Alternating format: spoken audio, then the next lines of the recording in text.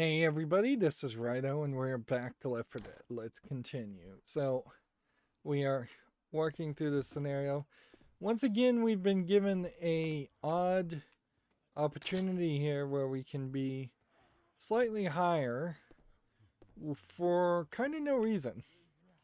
Like, it doesn't really make any sense that you could be in a higher area in the safe room unless they had some kinds of I wonder if I could shoot people through the wood. I bet I can't. Yeah, if they had a zombie that crawled on the ceiling, then it would make sense. If they had a zombie that was particularly tall, it would make sense. If they had some better sniper shots, it would make sense. We're in the airport, which does not look much different than a mall would look. Let's see. And I kept shooting at this tree thinking that that was a person. That's a tree too.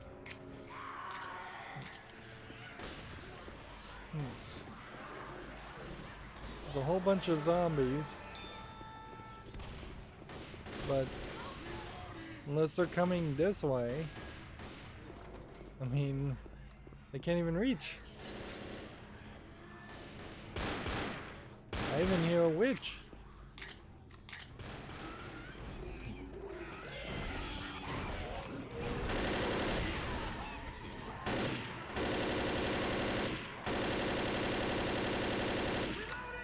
I mean, this is super easy. That was the problem. I know I'm playing this on easy, so it should be easy, but like, really no challenge at all. Which this really feels like this just highlights the problem with a non-scripted encounters and procedurally generated encounters. You would never trigger a bunch of zombies to run through this hallway if you had procedurally generated it. You would have. These plants are going to drive me crazy with their shadows and profile. It looks slightly like a zombie.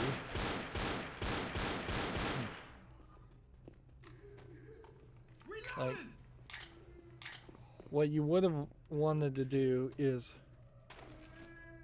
probably have this door closed and then have it open and there'll be a bunch of zombies specifically in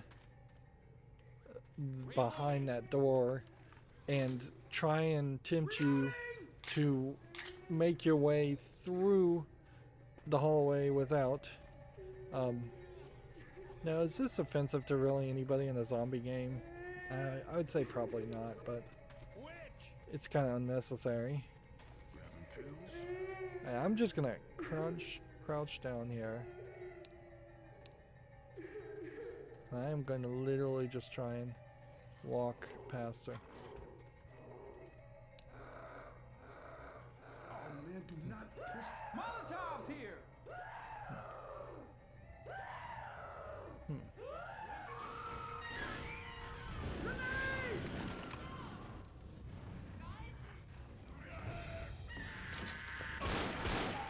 Yeah, so like nobody, it doesn't even matter if you try to stay safe, like somebody else will always startle the witch. So in single player, you pretty much have to just take it on. Yeah, if this was, for instance, a event where you could just sneak past all the zombies and if you didn't bump into them too much or you didn't make any noise, you could get all the way through them. It kind of shows where perhaps instead of being able to turn off the lights and be quiet to get past the witch. Maybe you could have turned off your lights and been quiet to get past a lot of zombies. Like, this could have been a dark hallway section they could have said they can't see in the dark. And then there could have been several dark sections where if it was dark and stayed dark, then the zombies could be walked right past them. Weapons! But yeah. The only way with the current setup that you could make this hallway feel different or even feel good for a zombie game would be to have 3 or 4 witches in a row that you would have to sneak by. Or you would write the witch as a single character and sneak by her once, and then that would trigger a scripted scene where she moves to another area and walks past, and then you sneak by her a second time and it triggers another scene, and you sneak by her a third time, just keeping that idea.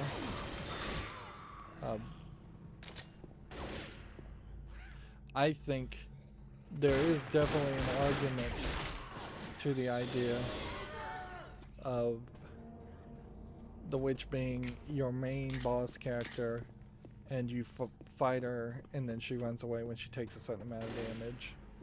I think you potentially then make her your main boss battle character in all the game. That would work. It also potentially opens up a doorway towards the boomer and the hunter and the smoker all being like the boomer, the smoker, the hunter could have all been bosses of specific scenarios, and they could have, or you could have like a super boomer. So we're going to start a van to clear a path, which means first let's kill everything so we can look around.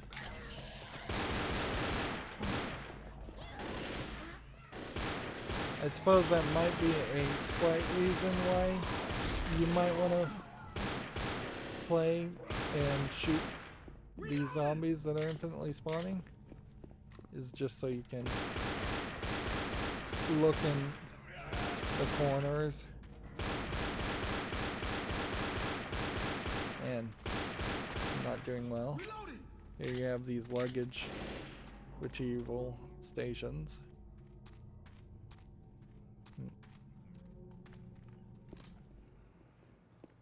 And just walk directly onto a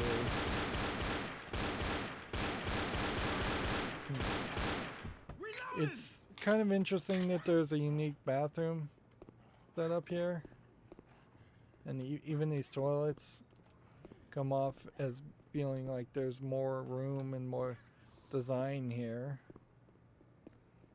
Feels like there should be more of that.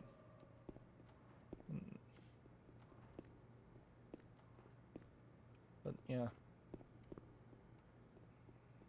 there's probably better things that could have been made. Why is that guy still way up there? Instead of a custom bathroom for the custom airport with Pipe bomb here. with custom Grabbing some pills. box things. There's a lot of custom stuff here. Alright.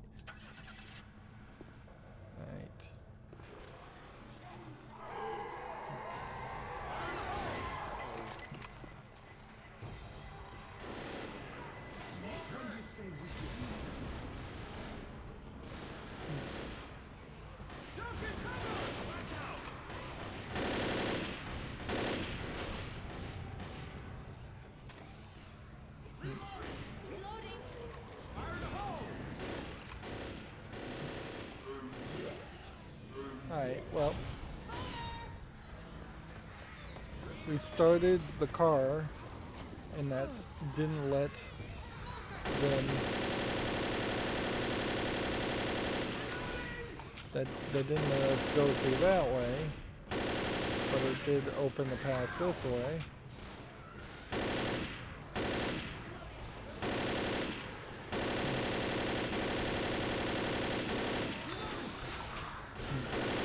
I think there probably is a problem with a game like this, because this is really a numbers game that is just going to constantly go higher and higher with every next zombie movie. So the amount of zombies here may look impressive to most people, but 13 years later, it's kind of unimpressive. That's a fairly small number of zombies for a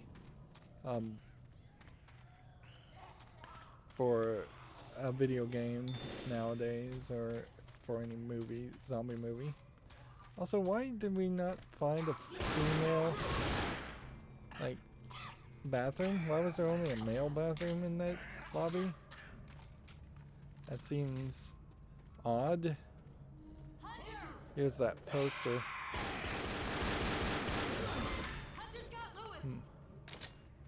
We've seen this poster once before, talking about the aquatic center, so it would be funny if we ended up at the aquatic center at some point, but I'm not sure we really do. And then this feels like this would have been the direct path.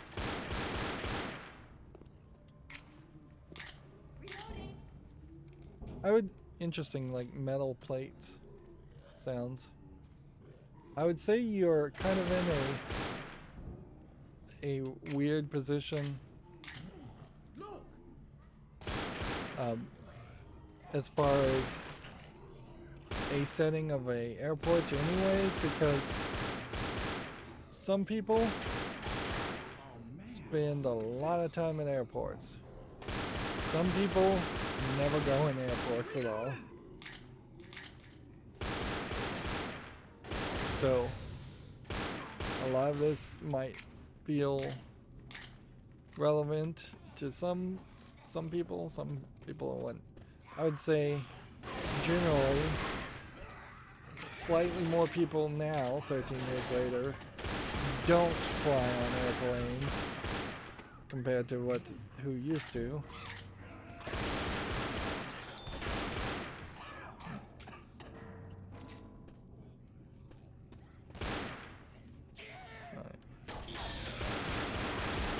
Kind of stuck because there's a zombie on the ground hitting me.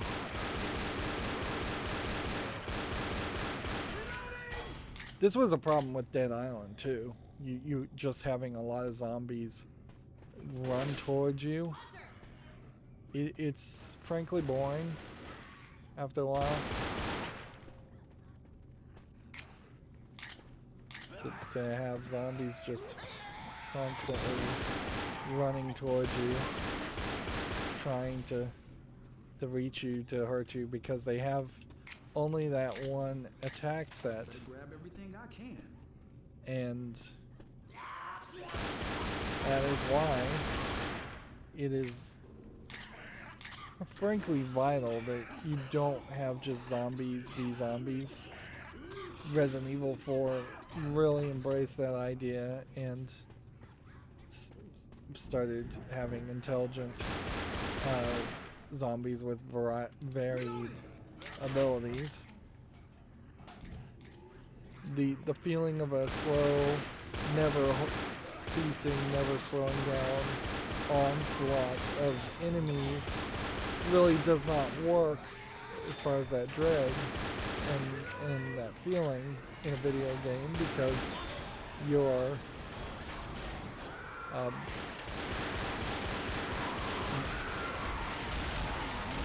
you're not going to lose, at least canonically in the mind of the player.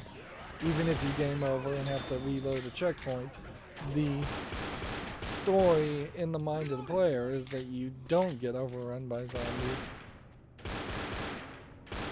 Even in the scenarios where you actually do, through some cutscene at the end of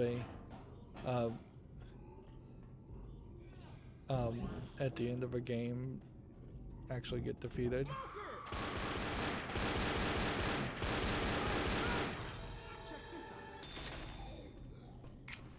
How do you get in that room? That's an odd...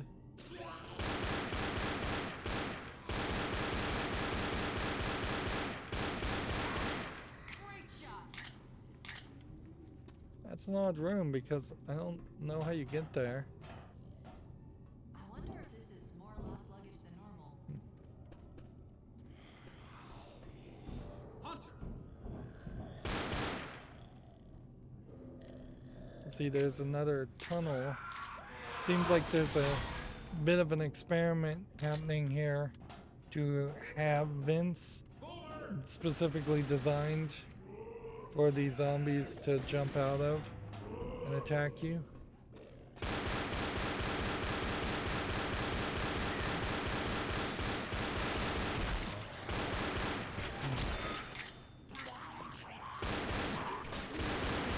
We're getting some airline pilot zombies now.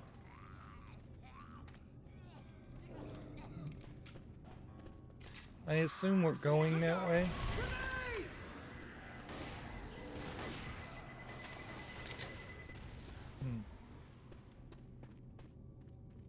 Meanwhile, if I wanted to investigate more this direction, can I? Not really.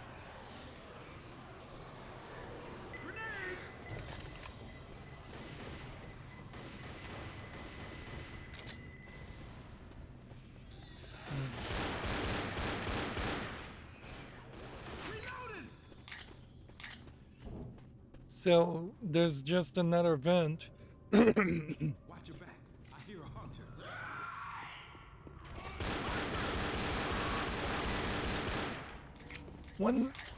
One second. I'm just gonna pause the game and drink some water.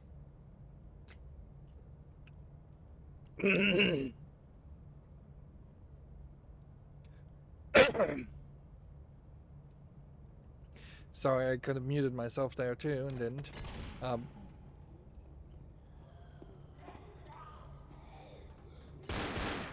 Yeah, one of the problems with the Xbox 360 controller is it introduced this left and right triggers that were in some games, early developments of games, I don't think so much nowadays,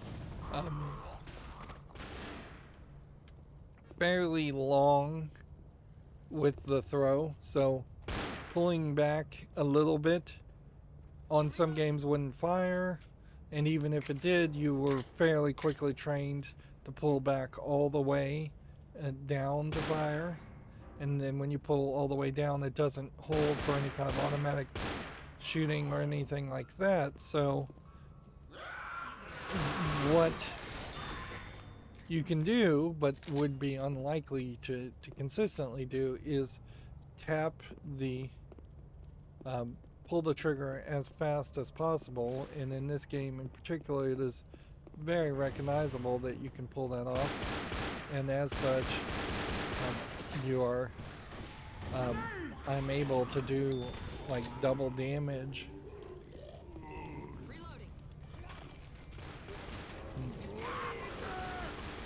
Whereas at least the PlayStation 2 controllers had just left bumps, so there really wasn't as much of a throw, as they call it, on the bumps.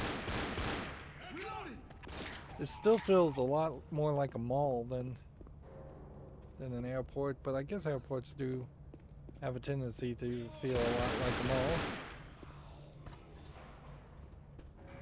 Interesting room inside of a room. We're not really seeing a lot of that. If you find a room inside of a room, it almost always is just a spawn closet, and maybe that was a spawn closet. The PlayStation 5, however, introduced a new controller that has force feedback on the triggers. And while that's a cool idea where you could feel a different trigger like a real trigger on a real gun, it's also fairly exhausting to have to play for hours shooting a gun when you're getting that force feedback. And so it's a feature you're highly likely to turn off from what I hear. And it only really makes sense to have so much analog sensitivity in like bow and arrow games where you're pulling back a bow, much more than like gun games where even a slight squeeze should probably fire it. Interesting. This is yet again a male bathroom. Are you just not allowed? Were they not allowed to have female bathrooms? Or is this just more sexism?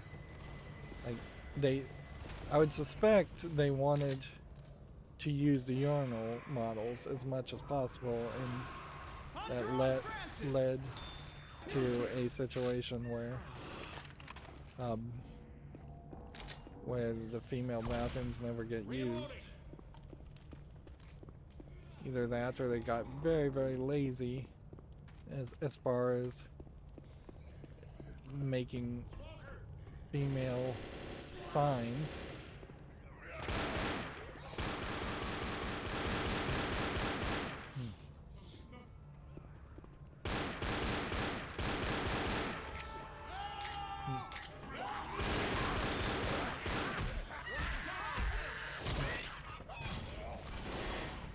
And that's your reward for trying to help somebody, is the zombies attack you. Here we can look out, but can't break this window. This game has no consistency on which windows you can break and which ones you can't. This is a fairly ridiculous idea. There's no way you're going to be able to fly a plane without telling you something about one of the characters. Which, if you told me Bill flew planes in the military, or he even flew planes in the military, or she flew planes, or Lewis, the character I'm playing as, flew planes, okay, I'll accept that. But you gotta tell me that. Otherwise, this feels very much like it is just for survivalists trying to get on an airplane to meet their eventual demise. I guess that's a respawn closet. It seems like the respawn closets in this scenario are more varied and artsy, and they have a small chance of having some pickup items. Like, it's not too much of a step in the next direction to realize that the respawn closet should probably also have a I may have just startled the witch.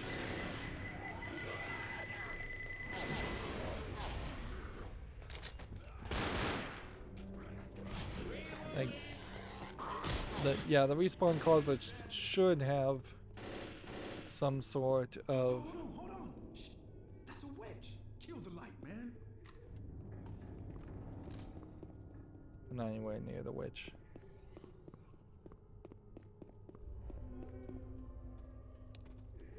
We might be in the witches. I couldn't even see. Couldn't even see even. So this probably is a female bathroom, so we got at least one of them. Otherwise, this is just a male bathroom that happens not to have any urinals in it. There we go. So the sign existed. Come on, patch yourself It's up. just kind of a inconsistent.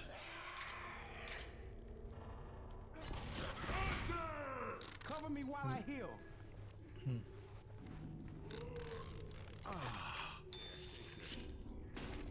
Francis. Take this. Just got an achievement for that.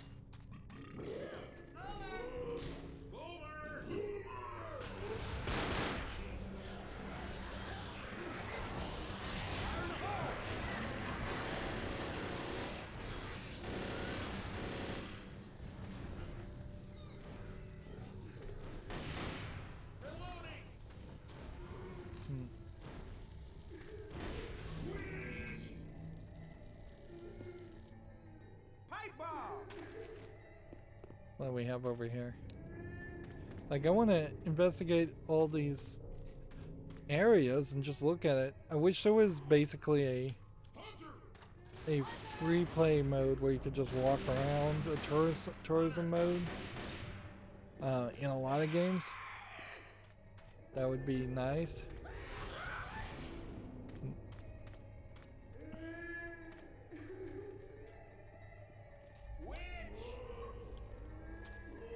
Looks like there's a door back there with something.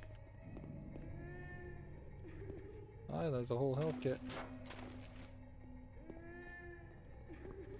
So it's still worth looking around, even at the risk of killing yourself. Where's Francis?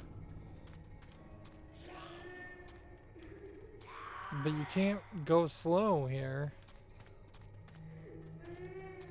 Like, the more I'm trying to walk.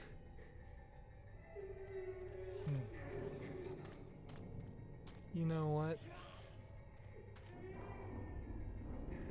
Grenade.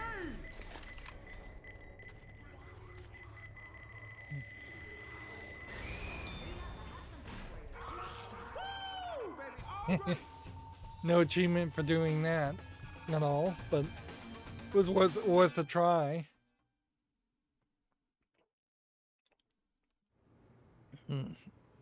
If anything, that should have been a scripted event, frankly. Like, it would have made a lot of sense that you would have had to get one last hit on the witch as you slam the door on her. And so I guess we're in the transfer area that would get us on the plane. I know there are some first-person shooters, or one in particular that has this mission on a plane where you have to play really good to beat it on expert. It's interesting in 2021 to see a poster about wearing face masks. Now seeing how, because of COVID-19, a lot of people were asked to wear face masks and a lot of people refused to wear face masks. It might make a lot of sense to have a shotgun in this scenario, assuming we actually are going to end up on a plane, which is maybe a big assumption because that's not where we're ending up. Looks like we're gonna make it, kids. Like, there's a plane. Is the plane going to crash?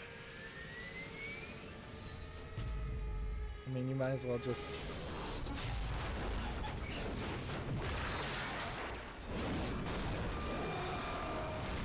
That's a nice cutscene. We haven't seen a big explosion like that. Holy shit!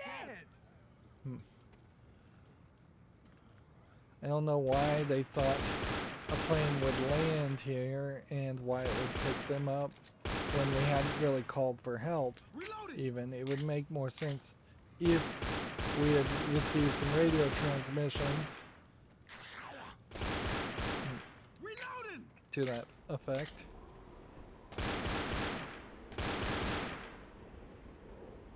Having a hard time hitting people.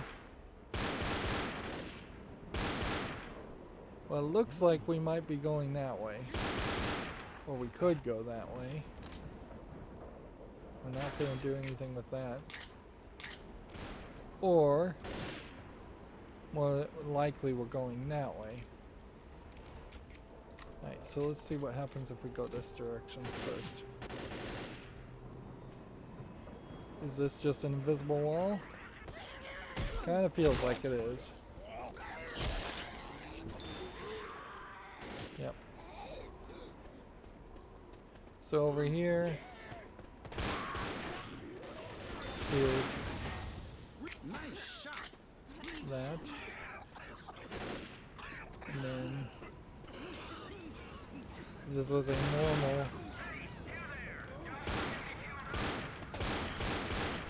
We're gonna have to do something to bring fuel. Somebody just said something, I think, about fuel. Yeah, if this wasn't a zombie apocalypse, you'd come and you'd want to check this.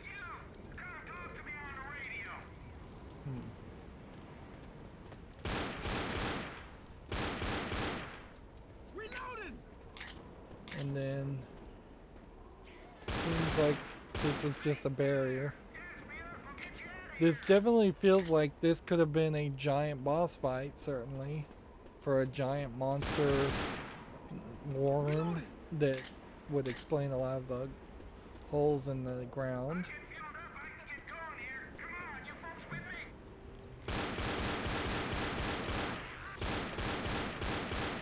So this guy seems to be in about the same position as I figured the survivors would be in, which is that he managed to get in an airplane and then couldn't really do anything after that point. Although it seems like this guy actually knows how to fly. I'm seeing a couple of fuel things.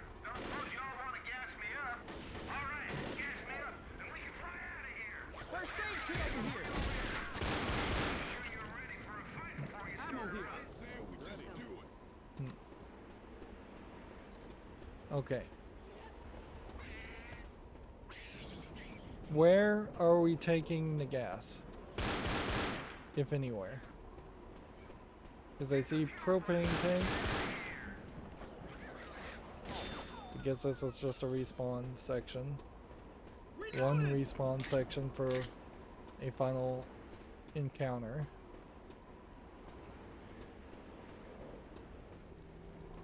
Alright, well, I don't think we're taking the gas anywhere. So I'm going to put one there. I'm going to take one and throw it that direction. I'm going to take one and kind of throw it that direction. I'm going to take one and take it that direction, I guess. And then, is there anything else that might need a thing there? Okay. So yeah, it seems like you are just turning on this fuel thing. Everybody ready? Let's do it.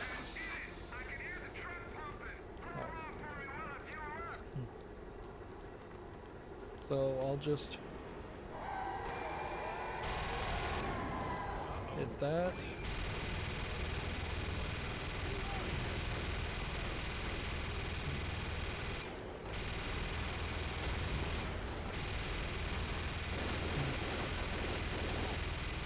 This might be about the best place to use the machine gun.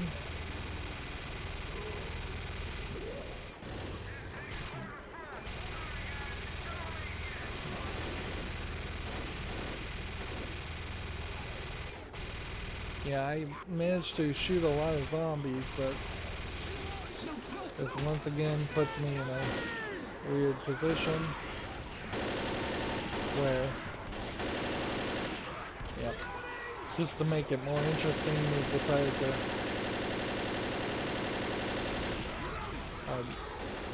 drag me off the machine gun, which I don't disagree with. Got some up in the air.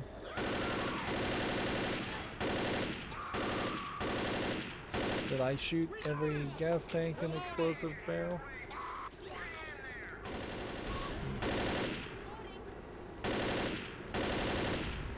There we go. It's like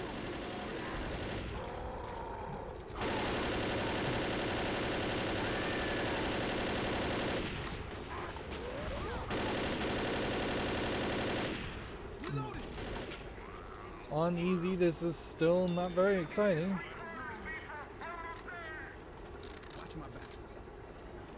heal everybody and grab one. You know what? We should probably heal her Hang on. Let me fix you up.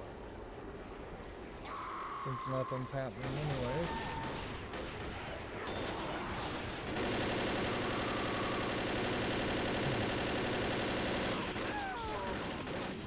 Yep. More and more, it really is just a case of if nothing's happening, they'll throw a boomer on you or a smoker on you to drag you away. It's almost like it's been designed to keep you from getting stuck in specific areas,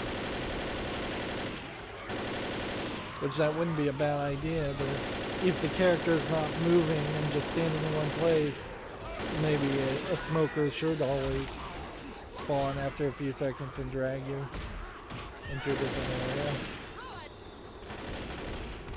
Ammo here.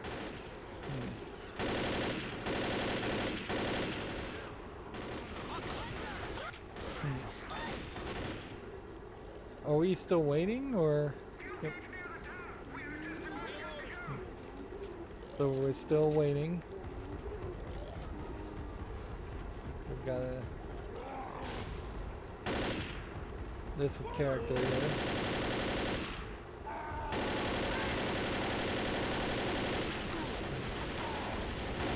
Coming the other direction, but also being a pushover.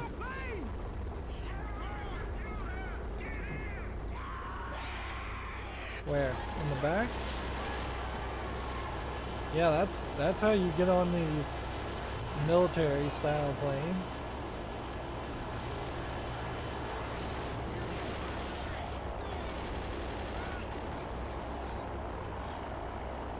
Ooh, I wonder if I just left a bunch of people.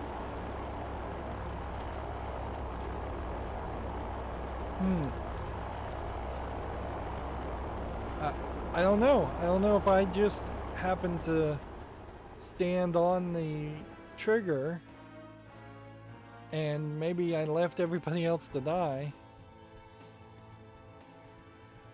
And then single player, of course it's going to say the survivors have escaped.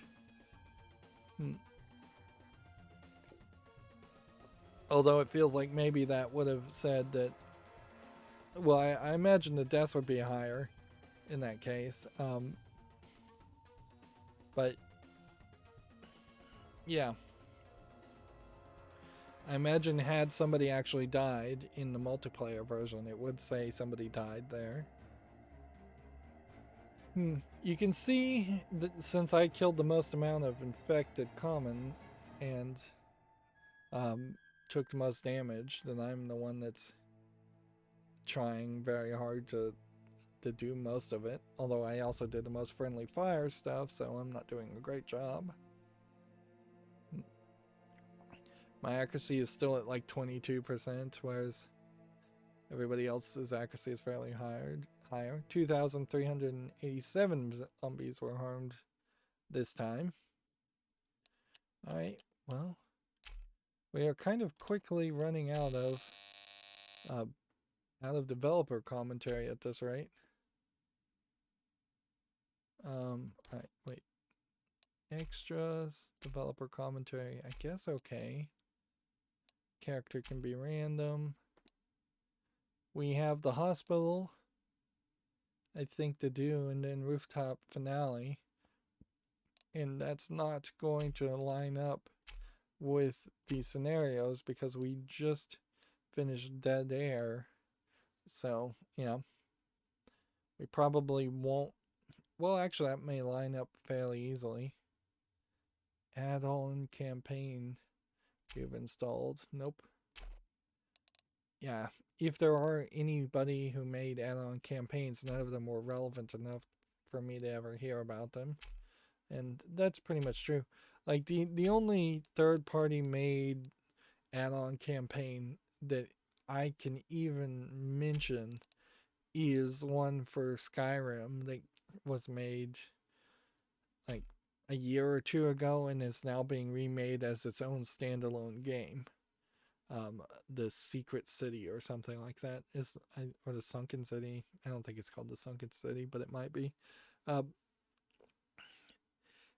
Otherwise, any add-on campaigns are always just not advertised enough to matter or well known enough.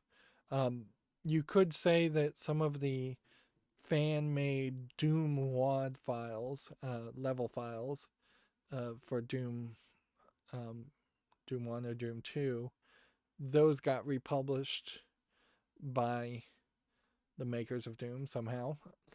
I guess they licensed them, and those are because they got the advertisement and the republishing, and they have some relevancy. But that's pretty much it. Sure, I could point you to one specific YouTuber that will talk about all kinds of Skyrim mods, but very few of them again get advertised enough. Let's hop in here. I feel like I'm getting randomly put as Lewis more often than not, which is fine by me, but I would think it would be a little bit more random than me getting him 3 times in a row. This is a very odd reflection. It feels like it's almost an experiment in blurring technology to save video RAM, but I don't think that's really what's going on there. Valve has a long history of gathering real-world gameplay data and using that to improve our products. In Left 4 Dead, we automatically gather data from internal playtests and use that to tune the game. We look at every angle, including things like how often survivors help each other, how effective different types of infected are, how effective weapons are, and which weapons players favor. We learn a lot from analyzing gameplay data, and it lets us make decisions based on real information rather than guesswork. We will gather that same gameplay data from our real-world Left 4 Dead players and use that information to continue to improve the game. We'll also share the gameplay data we gather with the community as we do with our other products. Did they really do that? Who knows? I can certainly point out that there is an effect probably on the amount of network data that is being sent back to servers as this kind of analytical information gets sent back. But yeah, they can pretty much know everything you're doing and track everything you're doing when you're playing an online game. If you have a problem with that, you probably should disconnect your computer from the network lots of times for lots of scenarios. I'm sure everybody agrees to it in the 1,000-page end-user license agreements that nobody actually reads. I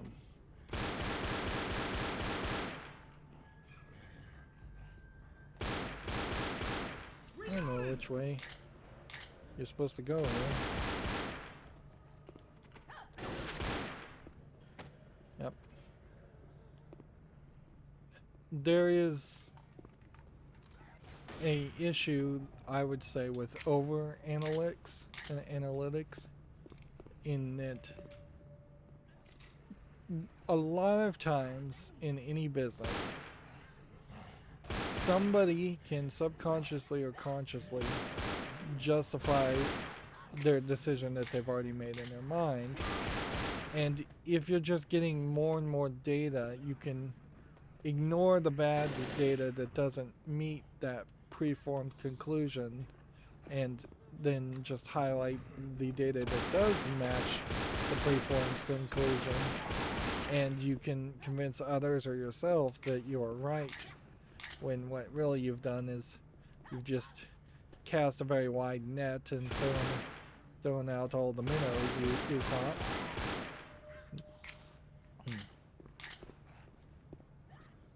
Let's see. So a lot of zombies here this time, whereas previously there was kind of a small amount of zombies. But while there's a lot of zombies, they aren't really hoarding and attacking that much. What this probably indicates is that in this level, a lot of pre-placed or procedurally placed wanderers, wandering zombies or standing zombies, were by default in the level, versus other levels where a significant amount of the zombies are spawned in when the director decides it wants more zombies. And the difference there very possibly is around the fact that these are more narrow hallways and it'd be more difficult to Since killing this. zombies is such a big part of this game, we invested a lot of time into making their death animations more dramatic than simple ragdolls. We had a professional stuntman on a motion capture stage perform about 100 different dying animations from different kinds of weapons and hit from different directions, like from the front or behind. We then combined these mocap animations with the physics-driven ragdolls. The result is a really That cinematic one was a real experience, zombie. with zombies that stumble for a few steps into a wall, then slide down the wall and collapse, for example. It's the best of both worlds. Yeah. Over the 13 years, there's been some major improvements over smooth articulating bones. Whereas, like, this game, the 3D models really wouldn't have any logic or programming saying they have real bones and or that their bodies have tendons and muscles and that they would fall a specific way. That's where you get something like this where it is awkwardly bent backwards and his feet are or her feet are stuck to the ground. So for the time, having custom animations and multiple custom animations to have them fall down is not a bad thing. I think that guy's art was showing. Interesting. Odd to have a little bit of nudity in the game. I suppose you could probably use that as an excuse to counter the idea of the witch being naked or in her underwear. Yeah, she's not actually naked.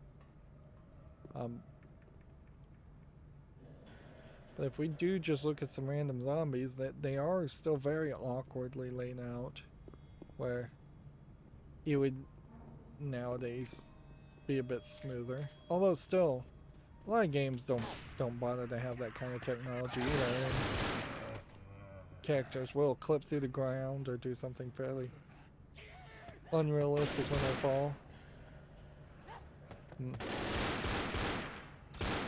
And that's a detail, while nice, it's also a detail that you're not going to really pay a lot of attention to because it is always happening while other zombies are about to attack you. Steps to keep the music interesting enough that the players would be inclined to keep it on as they play.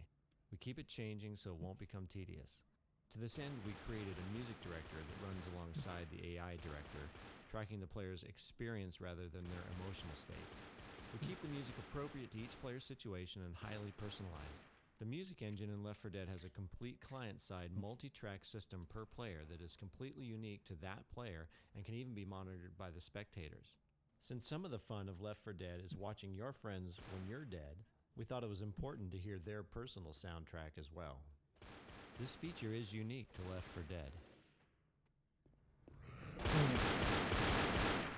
Wonder if that's still unique to Left 4 Dead. They may have patented it, so that's a possibility.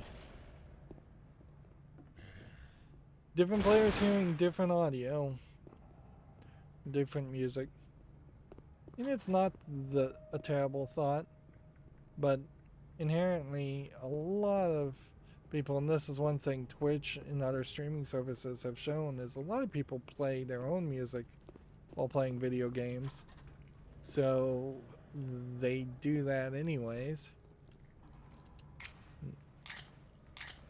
And I would say once again that's a feature that just goes unnoticed. Like, because I hear one musical element that plays when there's a horde about to attack, and that's it. And otherwise it's In mostly Left 4 quiet. Dead, players are constantly getting attacked by mobs of common infected, and have lots of opportunities to view individual infecteds up close. Playtesters tend to notice and remember the variety of faces and clothing of the different types of common infected, and it helped to reinforce the sense of a vast epidemic. It was a challenge to create this diversity of looks for common infected, and take advantage of unique clothing or uniforms in specific areas, without blowing our model and texture memory budgets. We came up with a system of marking navigation areas to spawn specific populations of infected. Each population type defines probabilities for which common infected versions can be spawned. For instance, lots of TSA agents are spawned in the airport, hospital patients around the hospital, cops in the streets, office employees in the offices, etc. We also paid special attention to infected heads and upper bodies, because playtesters were noticing those parts of common infected the most. By randomly selecting from a lot of small head textures packed in a single texture sheet, using random tint colors for clothing materials, and using random body groups for infected bodies, we could generate over 1,500 different looks for common infected. That's really weird, because it certainly doesn't feel like 1,500 different looks. But part of the problem there, you could see I was trying to get very close up to the faces and the heads of the zombies. You just never see that if you're playing the game even particularly slightly well. Whereas plenty of other zombie games, the zombie would have a sense to get close to you, grab you, try and bite you. You'd have to do some kind of quick time event to knock them off. We just don't see any of that in this game, and I would say that's probably once again a compromise to make it a multiplayer game. But it still would have worked fairly easily to have zombies grab you and try and bite you, and you would have to either press a quick time event or have someone else help you. So this guy does have his butt exposed. Interesting. Trying to get as close to this guy as possible. The falling animation should be something limited to stronger enemies and bosses and sub-bosses, but the boomer explodes, the smoker explodes, the witch just dies, the gargantuan just dies. At the very least, they could have used the same falling animation and slowed it down for the witch and the hunter. The idea that a bad decision by one player directly impacts the whole team is central to the design of Left 4 Dead. It is emotionally very powerful to know that you need your teammates to succeed, and to have clear and visceral feedback that you just made a mistake that is going to cost the team dearly. Examples include shooting a boomer that explodes on a friend, causing a horde of zombies to attack him, causing the witch to attack, which usually means someone is going to die, throwing a bad Molotov and burning your friends to a crisp, shooting a car alarm, causing all hell to break loose, running away and leaving your team incapacitated and dying, and of course, shooting your friend in the back as he was limping into the safe house, incapacitating him while the horde is hot on your heels. These kind of actions may not actually end your game, but your friends will certainly let you know just how they feel about them. Can you really shoot your friend in the back and leave them to die by the horde? Or more importantly, when you shoot a boomer and someone's standing next to it, I have not seen it attract any horde that way. Boomer blood does not seem to attract a horde. And I wonder if that's maybe a patch that happened after the developer commentary was made. Or maybe that's something that only happens on beyond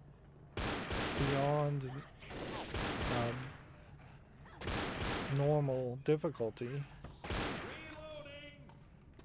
That might be the case too.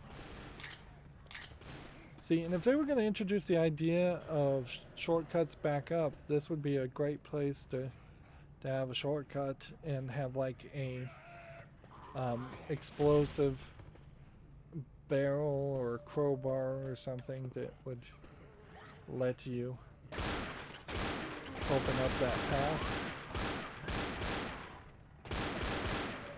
Reloading!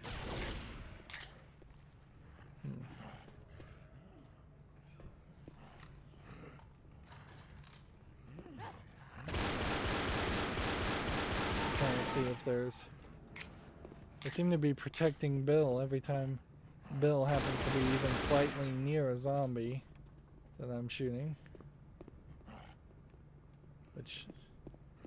that seems inaccurate. Little zombie... the little fly effect, sound effect doesn't mean anything in the audio, where that could have been a great way to indicate a hidden collectible if such things existed. Reloading!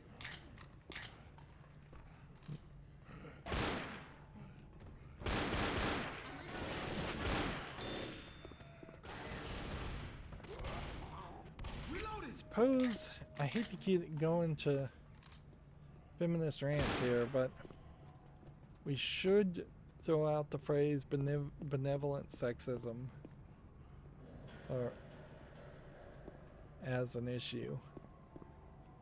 It is the idea that women should be treated better or differently in a positive, but from a positive, oh, I'm protecting them, oh, they're special thought.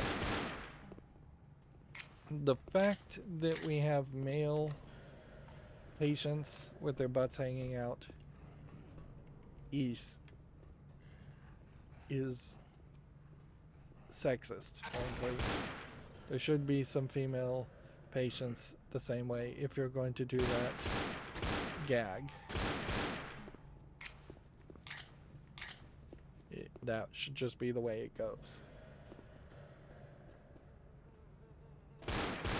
And in all actuality, if you have male patients with their butts hanging out, you should at some angles be able to see their testicles and penises. So you've already opened that door. If you want to pull that gag, I'm not going to try and censor and say the creators shouldn't do whatever they want to. I would just say they should probably try to be a little bit more fair about it and try to go 50-50. Of course, there's a high possibility that the ESRB would have problems with a female patient's butt showing, even if it was a gray, disgusting butt. As much as a male butt. In all actuality, it would make more sense for both kinds of patients to be wearing underwear in a lot of scenarios. Hospitals do not typically force patients to not wear underwear, particularly if they are capable enough to wear a paper smock anyways.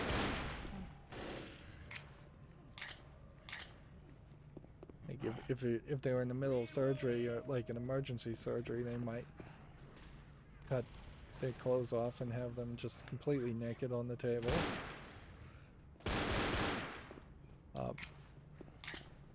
But by the time you're in a room, you are usually able to wear either a paper smock or more likely just your own clothes. I suppose there is a small percentage of people who are just horribly incontinent, and there's no reason for them to be wearing underwear, but even then they probably put a diaper on people like that. Yeah, it's more TV reality versus real reality that's being presented here. And while this is supposed to be a movie, it is kind of unimportant.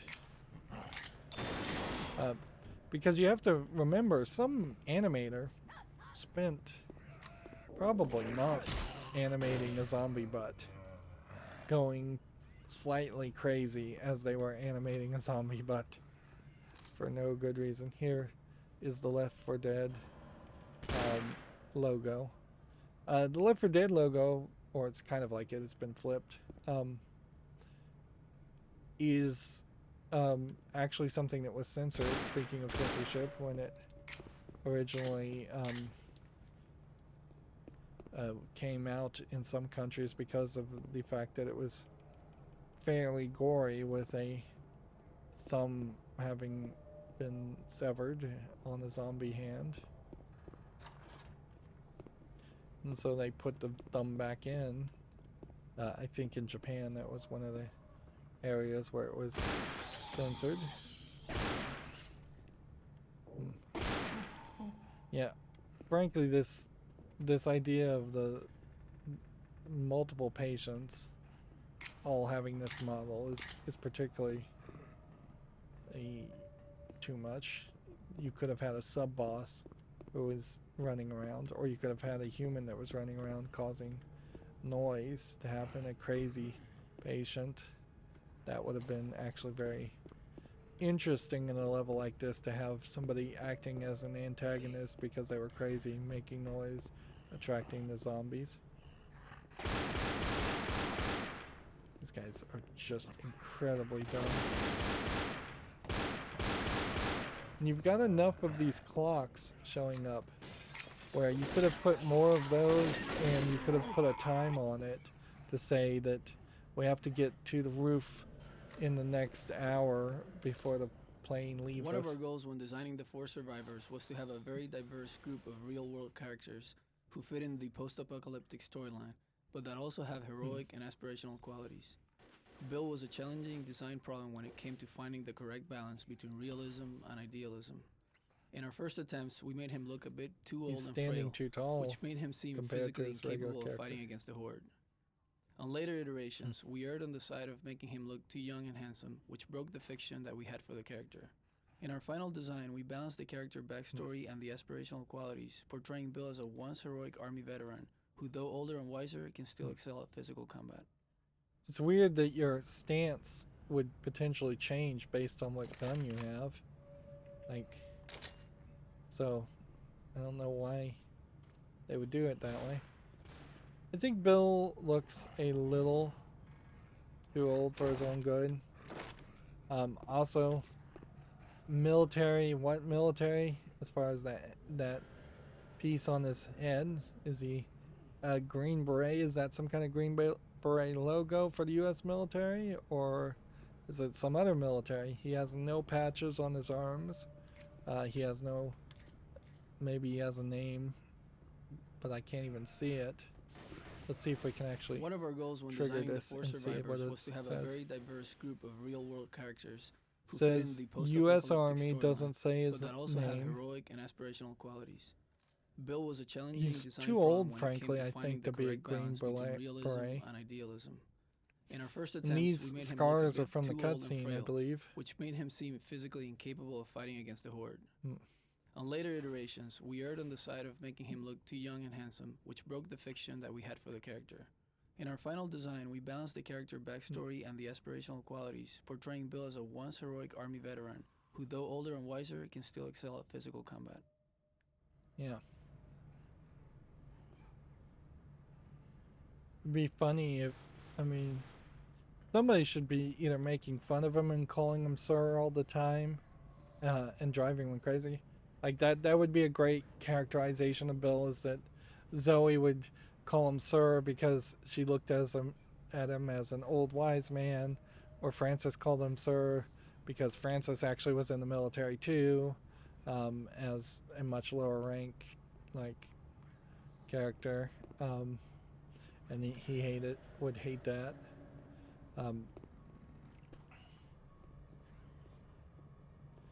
Yeah, and since he is the grumpy character, something triggering his grumpiness needs to happen, whether it's calling him sir or something else.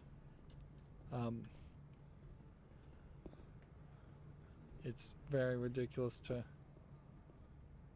once again not have them really have any character. I guess this was an experiment that I didn't even realize around having zombies drop out of the ceiling. That guy just fell over. I don't even think a bullet killed him.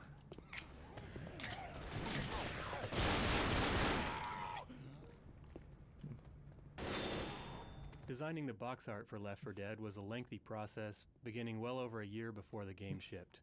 All in all, more than 30 versions of the box art were produced internally, each one exploring different ways to visually communicate about the game. When I don't know why introducing you a would new X-ray a franchise like severed Left 4 Dead, thumb. its box design needs to engage people who are less familiar with the game.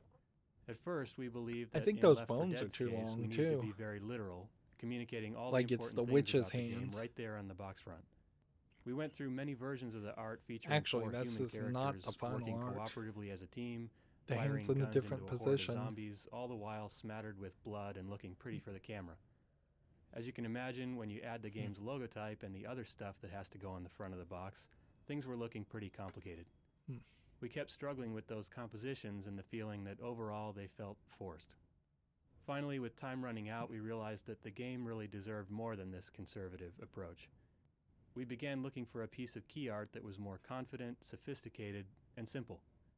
The image of a hand with 4 fingers was an immediate hit, both internally and when we brought it to local stores to test it out with gamers. It presents a grisly visual pun that can't be ignored. We think it's a great, iconic representation of the game.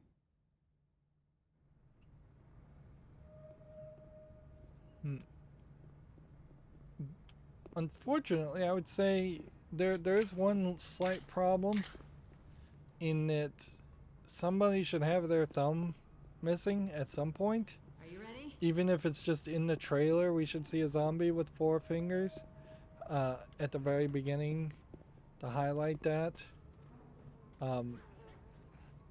Otherwise, it seems like they took the number 4 in the zombie hand and added it to a completely disconnected game.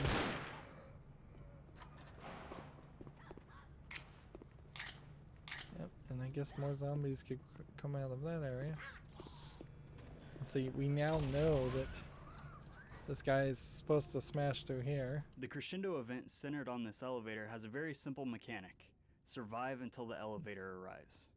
In order to distinguish it from other crescendo events, we added breakable walls that allowed the horde to smash through, surprising the survivors and providing access for them to attack from all directions. Yeah, and that's fine and dandy, except for the fact that they did this in the first scenario and then never did it again. I'm ready. Ready. I guess what you have to do is this. Grenade!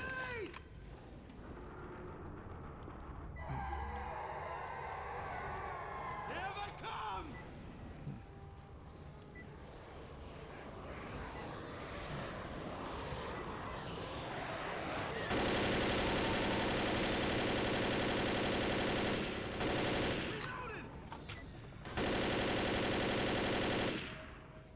Reloading! I guess as it's set, it's this room that has a breakable wall, and this room, and that's kind of it.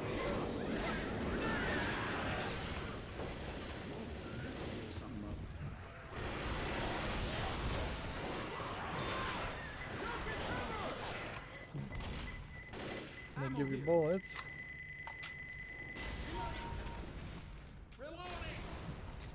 We base the music on what the player is actually experiencing and not on what we want them to experience. Working from artificial life work our audio designers had done on Lord of the Rings and the Matrix sequels, we implemented a simple system to examine what's going on in the player's immediate environment, then added the appropriate reactive scalar rule sets to control the music and its volume levels. Most of the more prominent musical cues are thus reactive results from rule sets processing this input, making the musical experience specific to each player. This system also controls the dynamic mix system, another feature unique to Left 4 Dead. Ready for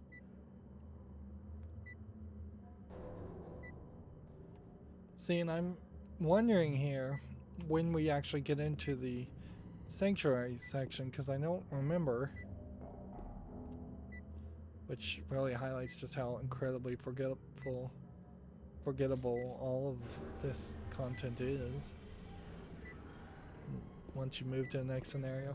That almost benefits it in the fact that it's a multiplayer game, that you can just forget the level and feel like you're having a new Another experience every dialogue time. feature added for Left 4 Dead is the ability for characters to dynamically notice and comment upon objects in their world.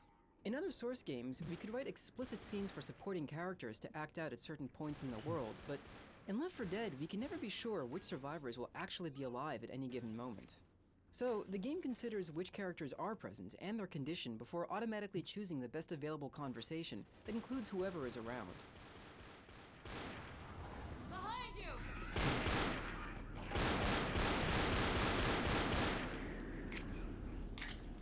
you! I suppose it's just fairly debatable whether that's a better system or a worse system than simply having every character say the same similar The kinds first of version lines. of this area didn't have any openings on the walls at all. Everything was closed off. We decided that since we were so high up in the hospital and there wasn't any real geometry below, that we could add windows and use 3D skybox to provide this great vista.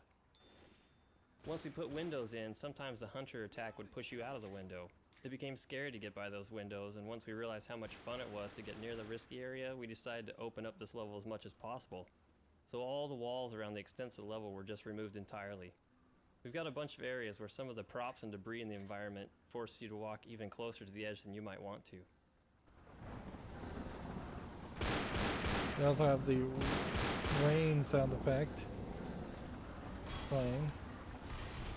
I would say it is definitely laziness / a mistake to not try and evoke an emotion.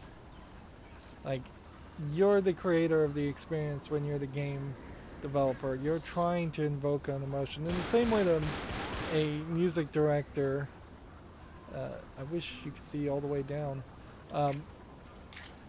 like the music director in a movie is trying to evoke an emotion. So you're not a DJ. You're not just reading the vibe of the room and giving people what they're already feeling. Given all the rooftop in the game, we saw Survivor falling off a lot, and it wasn't much fun.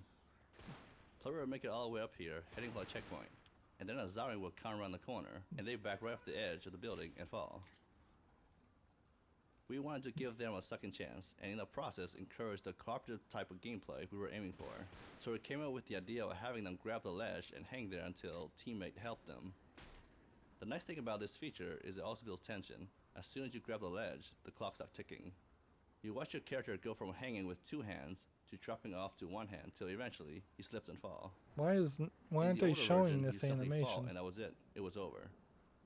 So solving a problem consistent with our game design principle led to another opportunity to build team play and tension. Why wasn't that animated though? Why was I not seeing it?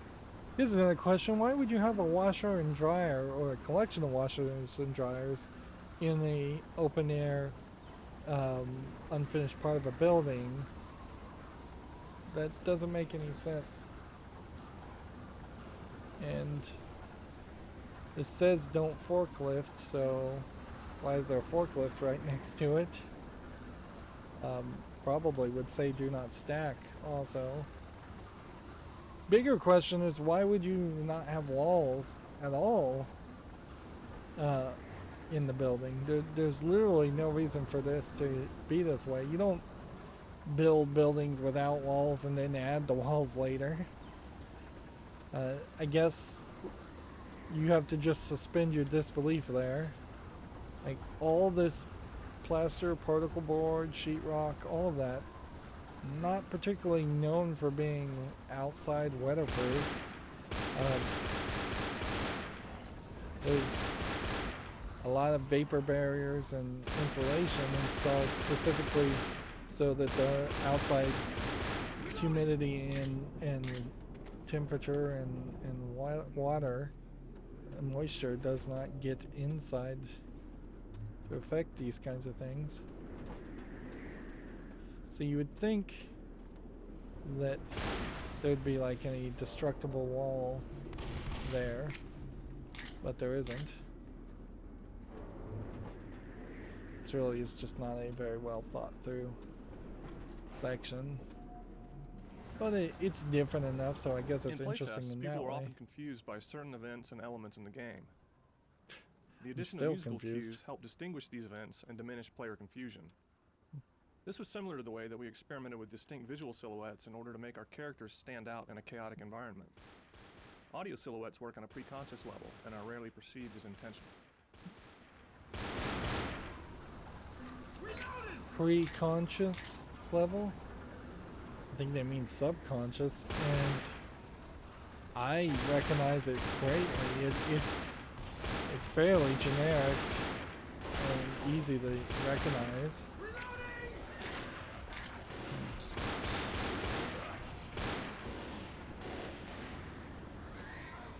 Still not really a good reason for the zombies to be fighting each other.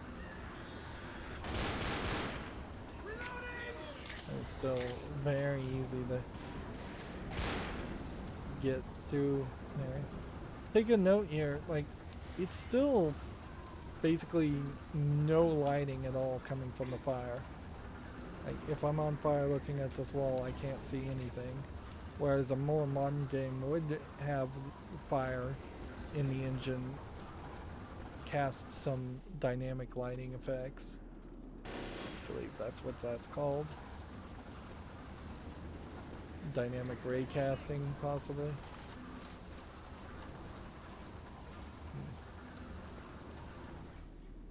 Roof, this way!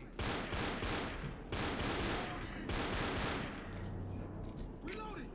And I think the chapter probably should have finished at the During our internal elevator, playtesting, we ran into situations or quickly where a player after who had the a habit of elevator. making bad decisions This is a kept section becoming that could have been somewhere incapacitated else. to the point where the other survivors became frustrated, continually reviving and escorting this player 5 or 6 times in the space of a couple of minutes. Adding the third strike and you're dead rule solved this issue 2 ways. First, it temporarily took these players out of the game and allowed the rest of the team to proceed and enjoy their experience. Second, the players who died found themselves as a spectator watching the more successful players. This not only gave them the opportunity to learn how the remaining players were surviving, but how they might improve their own performance as well. It also let them cool off and regain their composure in preparation for rejoining the game a minute or so later. There's a third strike and you're dead rule? It's pretty difficult to know that exists in single player.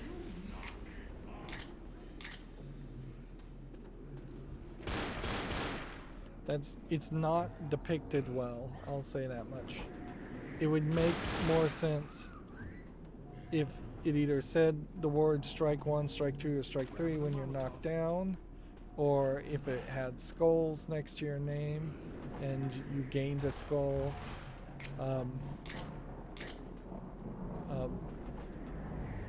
But all it seems to do is show a number, and the number doesn't really mean anything to me. I just don't have anything I can do with this, so you know what? Have some fun.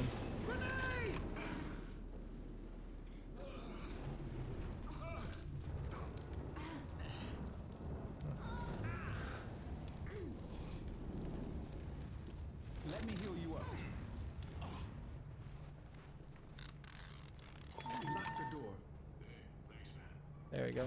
I figured maybe that would count as helping someone, but I doubt it. I don't think it did.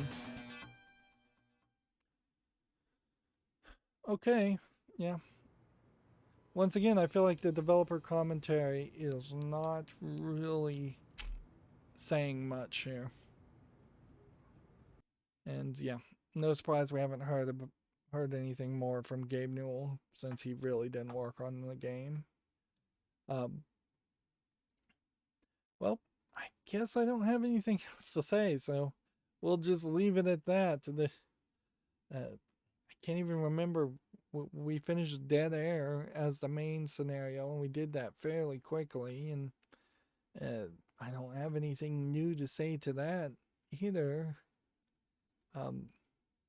There is definitely a problem with escaping by plane and escaping by helicopter, and escaping by boat. This is turning into a recreation of the movie Planes, Trains, and Automobiles. Escaping by train actually would be more interesting, and I bet we don't even do that. Or escape by bus, or truck instead of car. I think you probably would say that the helicopter that gets you on the top of the hospital could have potentially crashed, and then the pilot could have met back up with you at the airport, and it could have been the same person saving you. We always have these faceless saviors that save you, with the exception of the church scenario where the person didn't save you, and did act as an antagonist. So that idea does happen in one scenario. It's a little surprising it doesn't happen more often. If we had slightly more characters, some could be friends, some could be foe, there could be more storytelling through non-playable characters, but we don't have any of that happening either.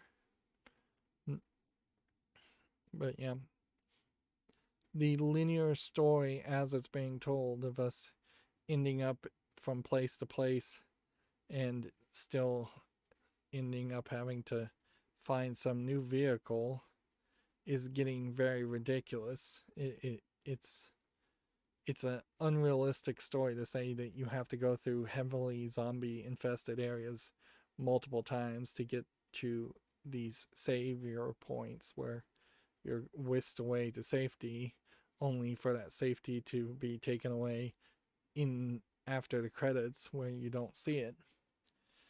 Anyways, that's going to be it for this recording. As always, I ask you to like, share, subscribe, comment, and watch every second of my videos. If you want a friend or follow me on any social media sites, there's a whole bunch of links down below. And if you want to support me further, there's a link to Patreon, or you can friend me on Steam and gift me a game off my wishlist. Thank you for watching. Have a good evening.